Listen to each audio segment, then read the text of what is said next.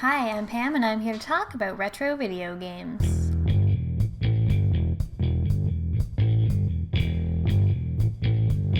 Today I'm going to talk a bit about one of the most ubiquitous puzzle games, Tetris.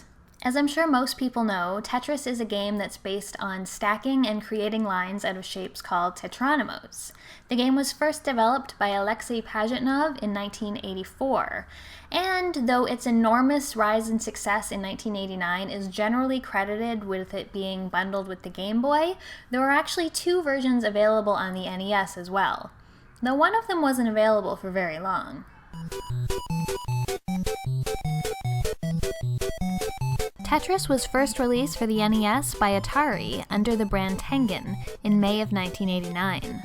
Unfortunately, while Atari had successfully obtained a license to produce Tetris in arcades, Nintendo had secured the sole license to develop it on consoles. Because of this, Tengen Tetris was ordered to be pulled off shelves only 4 weeks after release, and unsold copies were destroyed. Only around 100,000 copies were sold. Because of this, Tengen Tetris became one of the first rare and collectible games on the NES, long before the system became a target for collectors. Though Tengen Tetris was pulled off shelves in June of 1989, Nintendo did not release a licensed version of the game for NES until November of that year. It was developed by Bulletproof Software, who also did the Game Boy version. Though the basic premise of the gameplay doesn't change, the Tengen and Atari versions do offer quite different experiences. The Nintendo licensed version of Tetris offers two game modes, cleverly named Type A and Type B. Type A is a marathon mode, while Type B lets you pick your level and the height of the random blocks that will start the level out, and the goal is just to get 25 lines. In Type A, you can choose your level at the start and you try to get as many lines as possible. As your level increases, blocks start dropping faster and faster, and it gets much more challenging. The difficulty ramps up quite dramatically above level 8 or so. It's all going so well, then you make one little mistake, and it all comes tumbling down.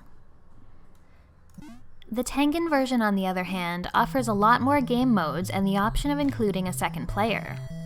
The regular one-player mode is very similar to Nintendo's Marathon mode, where you just play for as long as you can as blocks drop progressively faster. Two-player mode lets you compete with a friend to get the most lines. You each get the exact same order of block drops, so it never seems unfair.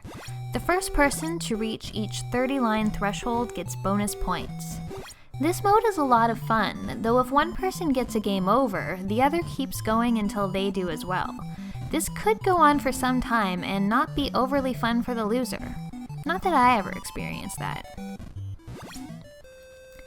In cooperative mode, things get really hectic as both players share a board and 2 blocks drop at a time, with each player controlling one. Though it's supposed to be cooperative, lines are still tallied separately, which gives it a competitive edge. There are also modes that let you play versus or with the computer. Tengen Tetris clearly offers more options in regards to gameplay modes, and the addition of a co-op mode is a huge plus that gives a good reason to rank it as better than the licensed version. In terms of aesthetics though, the winner's not so clear-cut. The aesthetics of both games have their positives and negatives, and while I like the different colored blocks in Tengen's Tetris, I do find the Nintendo version is a little bit more polished. The different shapes, though similarly colored, look shinier and more attractive. They also change color palette every level. In Tengen Tetris, the blocks stay the same color throughout the levels, except when they land, they turn an ugly yellow color. I also feel like Nintendo's Tetris gives you a little bit more feedback. When you get a Tetris, which is clearing 4 lines at the same time, Tengen doesn't really acknowledge it, whereas in Nintendo's version, you at least get a screen flash. In Tengen Tetris, when you win a game in 2-player mode, or get up to 30 levels in 1-player mode, you're treated to some Russian dancers. That's nice. When you successfully complete Mode B in Nintendo's Tetris, or get a high score in Mode A, you're told that you are a Tetris master. I'm a Tetris master. Yes. Here are a few more fun facts about Tetris. Tengen was not the only one prevented from selling Tetris on console. A version was also developed for the Sega Mega Drive, but never reached shelves because of Nintendo's exclusive console rights.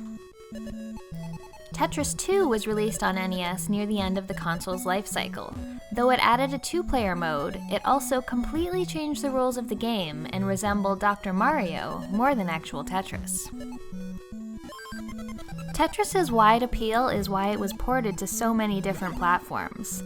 When I was a kid, I had my NES in my bedroom, and sometimes on weekends I'd wake up to find my mom in my room playing Tetris at low volume so that it wouldn't wake me up.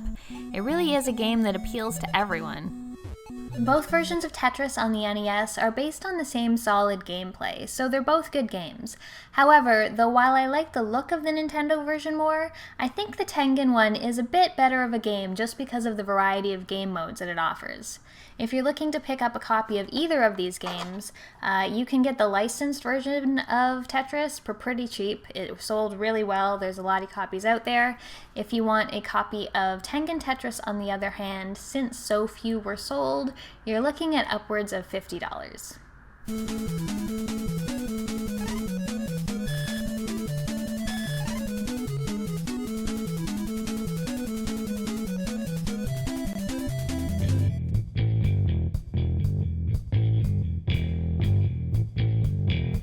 If you're interested in more history between Tengen and Nintendo, I really suggest you look up the video Atari vs. Nintendo Games by the Gaming Historian. I'll include a link to it in the description. Thanks for watching. I'll see you next time.